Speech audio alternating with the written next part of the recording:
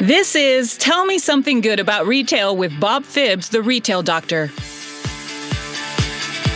So these 300 people have just thrown their car keys into this box and then disappeared for 2 hours. And there's not many retailers that you would go into and just leave your car keys for 2 hours at a table beside the front door unattended, right? And so that just doesn't happen.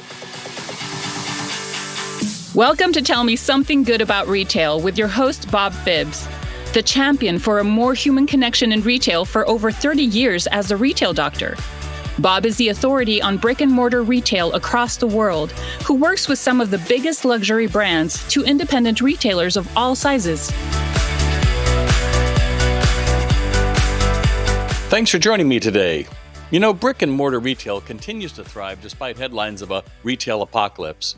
The retailers who succeed focus on creating meaningful experience for their customers and building strong teams. In this episode, we hear from 5 retail leaders who share their strategies for customer engagement, employee development, and adapting to change.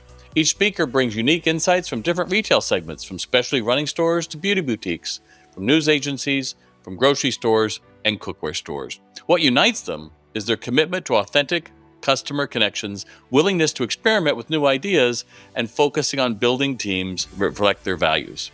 First up is Mark Fletcher, CEO of News Express in Australia. He talked about how he transformed his News Express franchises by discovering a simple but powerful strategy of creating community gathering spaces that drive sales. Mark explained why sometimes the best way to get from A to B is to head towards C and D. We, in our stores, one of the categories we're strong in is jigsaws. And we partner with the German brand Ravensburger. They make beautiful jigsaws. And probably 3 years ago, we were educating our retailers and saying, here's this one thing, you do this one thing and your jigsaw sales will increase. And the one thing was to set up a small table in store with a jigsaw, with some chairs around the table, and let people do a jigsaw. And some of our franchisees were like, oh, what if someone steals a piece of the jigsaw? And what if this? What if that? And our point was, it's a $20 jigsaw. I mean, you know, life's not going to end. Just try it. Anyway, they did. And surprise, surprise, shock and horror, they sold more jigsaws. And, you know, we've even got one of our stores now has evolved, and they've brought barista coffee into the store, and they're a large table. And they are doing jigsaws on a daily basis. And it's become, this is a town of population only about 2,500. So the news agency's become a collection place where people come and talk and buy coffee and do jigsaws. And they buy jigsaws as a result. And so sometimes the best way to get from A to B is to head towards C or D, and you end up at B because people have enjoyed the experience and they buy the jigsaw at the end. And I think that's what experiential retail is about. And independent small retailers can do it. Sometimes they just don't get that they can do it and do it well. Well, and that community aspect, I think, is really important, that we're seeing more and more people try to figure it out. That's why when you walk into a Chipotle or you walk into a Starbucks, they have the communal tables now. There is more of that. There's, I think, this idea, certainly in the Apple store, has been trying to go after with some of their new store designs, that this community gathering place is where we're going. It's kind of like everybody's kind of trying to be the next Starbucks, to say, well, you know, people can come to my store and just hang out. But I think to your point, just having that opportunity of having a jigsaw with chairs around it already says, why don't you sit down and try it? It would be great to have someone invite me to do that. But once someone does, then other people will be like, oh, well, this looks fun. And suddenly it all works, right? Because otherwise you've got a bunch of boxes with jigsaws in them that nobody is even thinking about. But when you make it easy for them, well, yeah, why not, right? Exactly. And it's this whole thing of, even if somebody just puts one piece into the jigsaw, you know, for some people, that is their accomplishment for the day. and you know, if I can be part of that as a retailer, I'm really happy, because they'll remember that. They'll remember the store. And at some point, that's going to be valuable to me as a business owner. And there are so many things we can do it with. You know, we sell, in some of our stores, we sell bath bombs and things like that. And so we would say to those store owners, get an old cast iron tub or something of a little bit of size, put some water in it, and let people smell and experience just with their hands the bath bomb. And again, what if it spills? What if this? What if that? And we're like, well, just have the experience. Look at Lush. Lush does it really well. Right. Again, it's experiential retail, and we can do that in indie retail. We've just got to have the guts, if you like, to try it and find how much our customers want to interact with us, because we've been again brought up in this retail world of, oh, can I help you? Or have a nice day, all of those cliche things that we hear. Yeah. And I think if we pull back from that, engage authentically, we're going to have a far more enjoyable experience, and the shopper will have a more enjoyable experience, and we both benefit from that. Absolutely. Absolutely. How has your way you thought about retail changed in the past few years? It's changed in the sense that for many years, I would look at big retailers and obsess about trying to copy some of what they do, because big retailers know everything, and That's right. yeah, sometimes that's not the case, and Yeah. so the thing now is it's like you pick up a bit of mud, you throw it against the wall. If it slides off, don't do that again. But if some of it sticks, learn from that and improve on it. And so keep trying things, keep experimenting. We saw that Lululemon, and I don't know if that's how it's pronounced here, but that's how I pronounce it. So they were doing yoga in some or a number of their stores. And so we suggested that to some stores within our News Express group. And we had a couple of stores that tried it. They closed at 6:00 at night and did a yoga class. And they rang and said, you're not going to believe this. We had 30 people turn up, pay $5 a person to do yoga after the shop had closed. And I'm like, that's amazing. Isn't that fantastic? They said, no. What you're not going to believe is they wanted to spend money with us after we were closed. They wanted to buy a product that they saw. And you're like, that doesn't surprise me. That's why you did it. It's good. Exactly. And so, you said what's changed. It's about being prepared to try things that previously would never have tried. Yes. I think that's critical.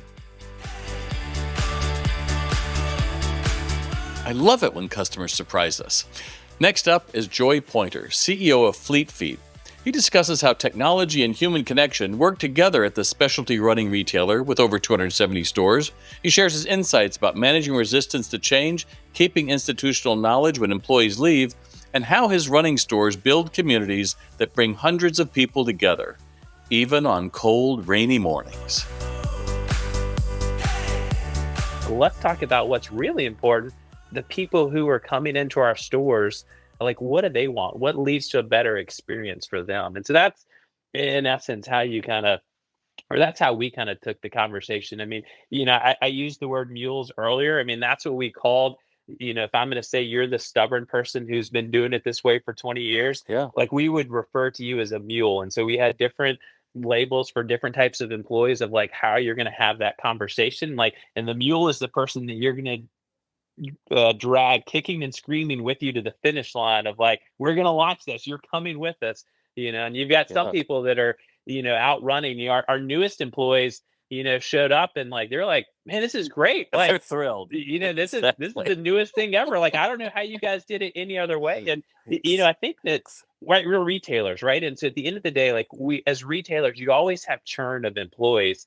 What Volumental has also allowed us to do, it's allowed us to keep our best fitters, because in essence, all of our Volumental and the fit engine is the sum of all of our fits. And so it allows you to keep that knowledge when that when that employee goes and moves on to a different career path, like, we still retain their knowledge. Whereas before it just went out the door with them. And so like, that's like one of those powerful things that I don't think I fully appreciated, like, when we went down this pathway. But now, after being in it, you're like, man, like, I get to keep and retain all of this knowledge, and I can still use it and make the next outfitter who took the place of the person who left even better. I think that's brilliant, and that's like the heart of this conversation today. As I was thinking about it, and you're saying that the mules, I think that's a great way to talk about it. With my online sales training, we have people that are mules, but the problem is if you don't get the mules on board, they become the saboteurs, right? So then they're like, it won't work. I've tried it, and then it just takes one bad apple who just starts like looking for every possible thing that went wrong or anything. And now other people are like, oh, I hadn't thought of that. You're right. And suddenly everything falls. So your point is, no, they're just a mule. We're going to pull you stubbornly into the future with us, and you're going to like it. I mean, I think that's great. I don't want to take too much of your time. You've been generous with it, and I particularly like the whole idea of, again, brick and mortar stores are shining in this age of disruption. If I see one more silly article about retail apocalypse and no one's going to be buying anything except through a chip in our head through Amazon, I'm going to scream because quite simply, a lot of brick and mortar stores are doing really important things. And you know what? The winners are just like you, which starts with the customer. It starts by saying, we were doing this before. There's nothing wrong with what we're doing before, Brannick device, but also we can add technology that actually takes that further. It's not just replacing it, because now it's still going to take a human conversation. How much does an average shoe run for your store, roughly? $120. And what's the high end? 200, 250. 200.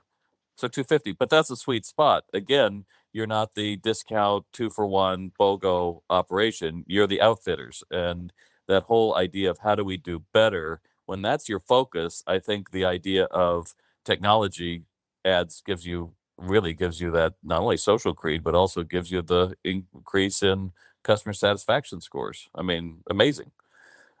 So personal question. So when you feel overwhelmed or unfocused, or maybe you lost your focus kind of temporarily, what kind of questions do you ask yourself, or what do you do to get out of it? You probably just go for a run, but I mean, That's the answer. I love to lace up my shoes and just run and let my mind wander. I was telling our staff the other day, I guess it was probably about a month ago, had an upcoming board meeting, and so it was early Saturday morning. I got up before the rest of my family, before the chaos in the house happened. So I started reading the newspaper, and I think that day there was news of no light at the end of the tunnel relative to store closures. Payless had just announced it was shutting down its locations.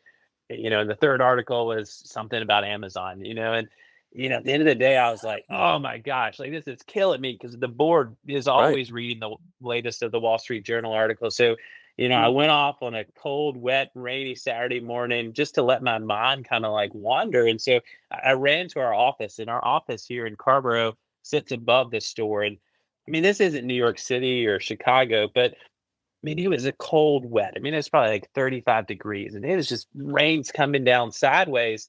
But I get to the store, and there's 300 people standing outside of our store. The music is blaring, and they're just there for the Saturday morning fun run.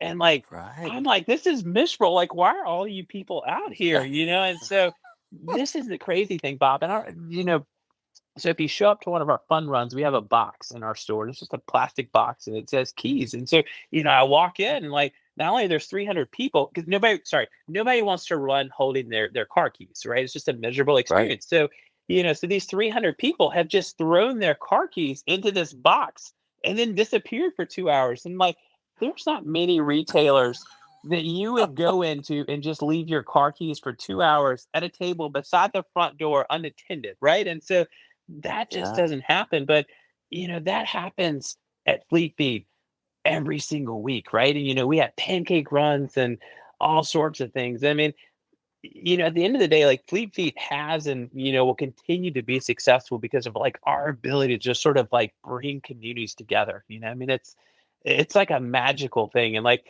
usually when I run, I don't always have those aha moments, but that week it was I just ran into my answer. I started in a pretty miserable place, reading about retail apocalypses, and then I just saw what was truly happening at our store, and that was just a great moment for me personally. Well, I think you have to just to go take that one step further. Remember, all those people just read the Wall Street Journal. All those people said, "Dear God, there's no hope as a civilization, as a country, as a human being. What the heck am I going to do?" And it's I'm going to lace up my shoes and go for a run. Yeah. And I think that's a great place for us to finish up. We often forget the mental health benefits of using our products to navigate a chaotic world. Let's go for a run. Next up is Jennifer Grimm, founder of Lux Beauty. She explains how defining her core values transformed her beauty business in Edmonton, Canada, and shares practical strategies for hiring and managing a passionate team, including regular meetings and quarterly one-on-ones. What's a challenge you've had and how'd you overcome it? Oh my God. So many. Just one. Yeah. Well, I mean, I guess traffic is always going to be a challenge. And Yeah. I think all retailers will sing that song. So, staying relevant and staying interesting and keeping people interested. Challenges with, our orders that are MIA. And so our shelf is empty of products that people really want. And who's the one that looks bad in that situation? It's Lux. It's us, right? No one's thinking, oh, well, the Canadian border turned away the order for some reason. Jennifer has been in business 20 years, and you've got a real system of how you empower your employees. It's not just lip service with you. So can you share, 2 or 3 tips of how you have such a passionate workforce? I think that's For sure. key. Well, I think it all starts with hiring and being really involved in the interview process and the hiring. And what it comes down to is several years ago, my organization, we properly defined our core values. And of course, core values exist always. That's why they're core. But even if they're not written down, they exist. So yeah, like they're there. But we defined them into 4 core values, and that just that was the best thing I've ever done. And so be able to point on the wall and say, yes, you're part of our organization because you match those core values, or it's been poor fit, not because either of us are wrong. It's just that we're not the right fit. And so that was number one. Absolutely. Define your core values and hire to those. Can you give us one example of a core value? Because I know it's hard. I know it's hard to work on. So yeah, for sure. So the Lux core values are passion for exemplary retailing, pounce on possibilities, united front, and find a way to say yes plus. Wow. And everything we do comes down to those, and those are the qualities that I look for in people. And live and breathe by it. So when you're interviewing, you're hearing, how is this a match or not a match? And it's not whether I like them. It's are they gonna grow and thrive in this environment? Because there are plenty of people that are not. We're in this together. Yeah. And yes, plus it's kind of a no, maybe, right? Yeah. It just everything became so clear as soon as those were written on the paper. It was great. So absolutely my number one. Spend some time. Spend money on an expert, whatever you need to do to define your core values. And then you do meetings every week, don't you? Isn't that one of your things? Or well, it depends on how busy the year is. Sure. We love our team, and not only for a chance to get everyone trained up on whatever the subject is at the time, but also we just all really like each other, so it's an opportunity to hang out and have some fun. Yeah, really, our staff meetings and our trainings are really fun. Or sometimes it's like, okay, well, actually, we're all going to go out to a patio and hang out, but we'll kind of integrate a bit of meeting to this. Yeah.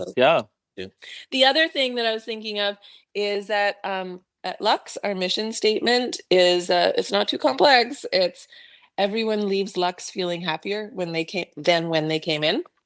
And so I always say, it's not just about the clients feeling happier, which of course it is. I mean, if someone walks out the door and they're feeling happier than when they came in, you have done your job. But it's about our team. You come to work and spend so many hours of your life at work.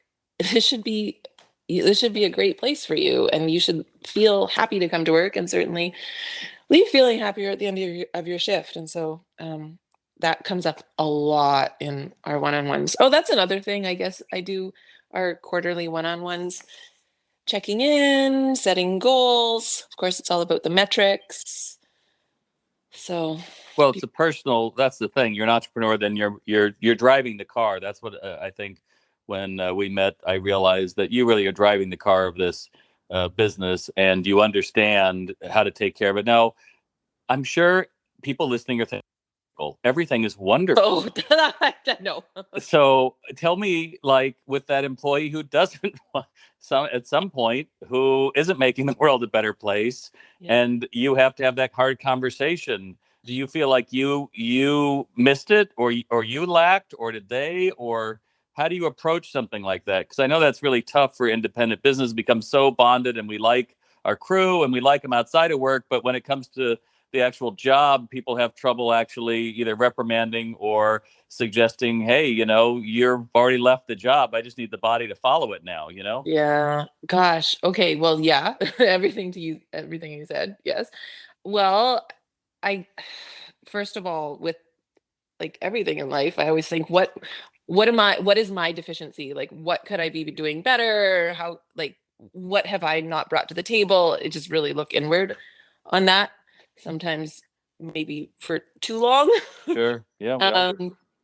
And just again, it comes down to that united front. And I recently had some clarity on, it's not just about, a part of united front is that if someone's going through a tough time, we're there for them and we'll nurture them through that. It's not just, oh, you kind of had a bad month and so boom, you're out of the Right. team. No, like, we'll try and get through this together. And also, what's my role in that? And then But you don't take responsibility for their performance all on you, right? I mean, you see this as an equal choice, isn't it? well, I guess that's one reason why metrics are so lovely, because it's like math doesn't lie, right? You can read the stories in the number. And so you can say, hey, something's going on because the pattern of these numbers tell me so. And I can do as much as I can, or this environment can. But at the end of the day, like, something's going on. Yeah. And so that's very nice, because then it takes away the just the awkwardness, really, when you can just point to something that's Yes, it's black and white. I yeah. love that. I may have to put that have that embroidered on something and put up That- math doesn't lie. If you're have a retail store and you wonder what would be a great thing to put by your office, that's a great one, because that's what your banks look like. That's what your vendors look like. Yeah. And beauty. And I say this as someone who, like, overanalyzes to death. We've all been there, Jennifer, looking at every angle to dissect what's happening. Next up is Todd Gill, who is Director of Retail Stores for Calphalon. He shared a practical example of promoting a successful store manager who struggled as a district manager, illustrating the difficult decisions retail leaders face when people reach positions beyond their capabilities. I found out that it's almost impossible to over-communicate in a multi-state, multi-store retail setting. And you have to be, well, one, you have to put the right people in place and trust them to do their job, and truly give them the ability to make decisions on their own and trust them to make the smart decision. So you hire the correct way, the right way, with people that you're doing backflips over. You train the heck out of them. You provide consistent positive motivation. And then, not to sound too harsh about it, but you hold their feet to the fire with expectations and, have them do their job. So what does that mean? Give me, without obviously leaving names aside, but Sure. Can you give us an example of a time when you didn't end up being able to, for whatever reason, right? You hired the wrong person. They realized it wasn't for them. I mean, how do you take them to that place? Or have they already decided and you're just following up? The thing I always just say, Todd, is when the mind goes, the body should have to, because they check out with you, I think, anywhere from 4 to 6 weeks before they finally come to you. So were you more proactive, seeing things that kind of got your attention, or were you more waiting for them to come to you? How did it work for you? And in a specific case, anything that you can share would be great. Sure. So I had a district manager based in the Southeast with Calphalon that was a very good store manager and ran a great store, excellent KPIs, customer service, etc. And as is the case, he got promoted to a level of his own, inefficiency. So Right. he was not able to do a multi-unit management position, despite working very closely with them, using situational leadership, D1, S1, all that kind of thing, to handhold him into how to manage his time, how to communicate properly, how to develop relationships with people that, hey, yesterday these guys were your peers and now you're their boss. And so how do you do that? And That's a tall order. a tall order, and he wasn't able to grasp the concept. And unfortunately, the district results went down. I started getting complaints directly to me about his leadership style, and the proactive work that I tried to do didn't end up working. And so I had to make a change. And did you allow him to go back down, or did he want to go back, or that was just like, that's it? That was it. It was also a little bit of an operational change in focus of where we needed the district manager. And we didn't need one in the Southeast. We needed one in a different part of the country. And even if he, we actually were able to find a superstar manager for his prior store, even better than he was. So there was no going back. Yeah. I think that's such an important thing, because I've seen that so often. We have a great salesperson, right? The guy or the gal, she is just wonderful with people. She's so positive, and you're like, this is better than sliced bread. I love this. No problems. The numbers are going up. And then somehow we decide that, oh, well, would you like to be manager? And she's like, well, sure. Does that make more money? And you're like, well, yeah, it does. And they do their best. But for whatever reason, it's just not right for them. And I think that's the challenge. I think that's what I run into when I deal with, particularly with smaller boutiques, is they feel like no one notices. But to your point, you got blowback from the very people that were his direct reports. And I think that's what you have to take into consideration, right? You can't just look the other way, because you're being held accountable too, right? Well, absolutely. And it was lucky for me that I was in this position from the very beginning, and had done my work to create as much a personal relationship with the managers as I could, so they did feel comfortable coming to me. I know that in larger organizations that's not able to be the case, and I would think in mom and pops, if you're the owner of the business, that you have a great idea for a store, that doesn't necessarily mean that you're trained or born to lead. Yes, none of us at age 5 said, I'm going to go work in retail and learn all I can. We fell into it when our part-time job became a career. Good stuff.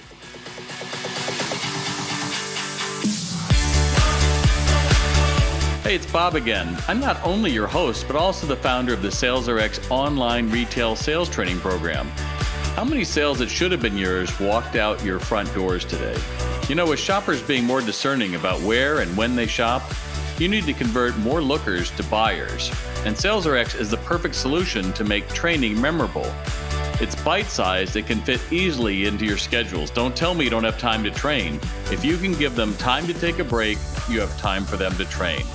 Now, the training builds from some of the quickest ways to engage shoppers to the most advanced. Everything is planned so you can implement your sales training program with a click of a button. And there's a reason we're on 4 continents training thousands, because SalesRx is scalable. Everybody learns the same new skills that will grow your sales. In fact, 83% of users report a double-digit increase in their sales within 6 months. Wouldn't you like that to be your story? Visit SalesRx to learn more and set up a call with me to see how we can help. That's SalesRx.com. Now back to the broadcast.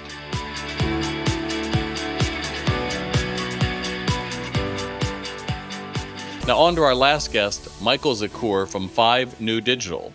He takes us inside the revolutionary Hema Fresh Hippo stores in China, showcasing QR code technology, seamless logistics, and innovative delivery options.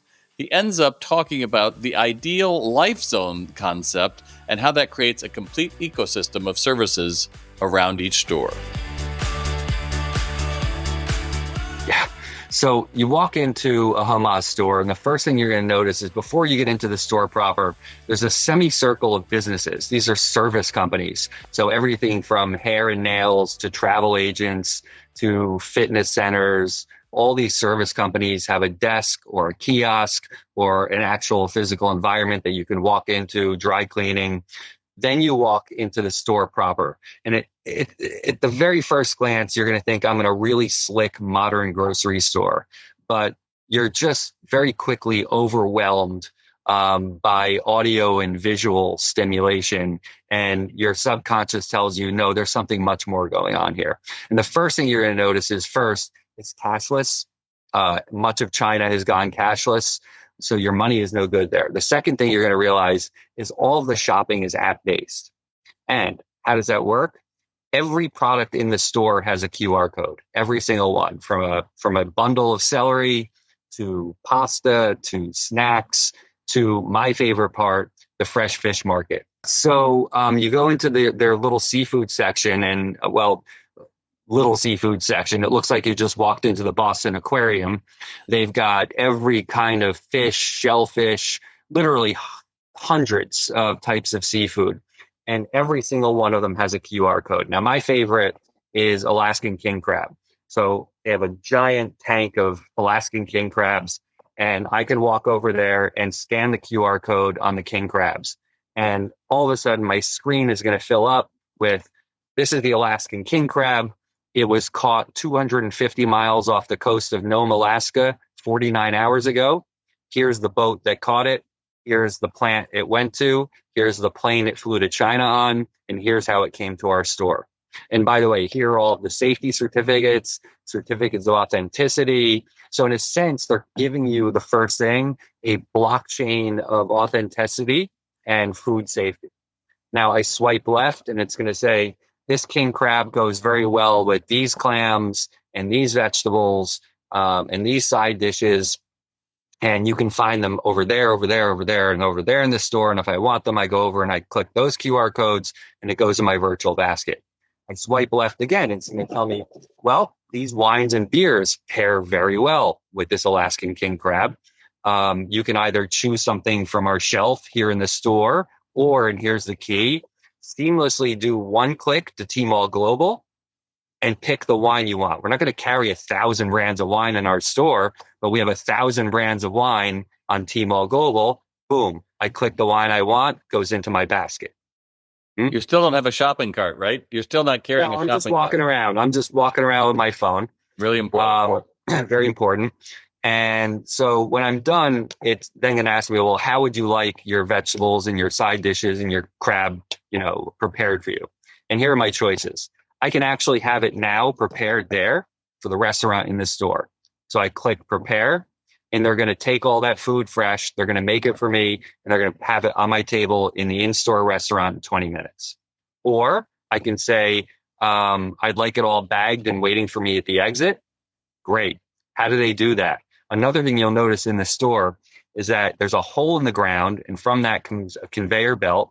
And the conveyor belt has hooks with bags on it. And those bags fly around the entire length of the store, and your food gets dropped into those bags on the conveyor belt so that it's waiting for you when you walk out. Or I can say, I'm going to shop in the mall for the next 3 hours. Please have this at my doorstep at 4 p.m. Appointment delivery. Or finally, I can tell them I'm having a dinner party on Friday. I need to start cooking by 5, have it to my house at 3 p.m. on Friday. So again, now think about what we're talking about here, right? Unified logistics. All of the logistics say you can have it now, 3 hours, this evening, or on Friday. And they have the logistics system to pull that in place. Okay.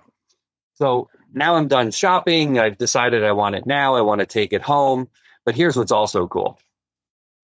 They have guys walking around the store with carts of whiskey selections and fresh beer on tap, and they have wine vending machines, and they have entertainment, and you can continue shopping. And if you're being entertained by something on the screen, they're going to say, well, this video was shot on a Panasonic 450, and guess what? Suning is right next door, and if you want to go pick one up. So what has happened is they've completely integrated the online, the offline, the experience, logistics, entertainment into one whole. Now, here's the really, really cool part, the kicker.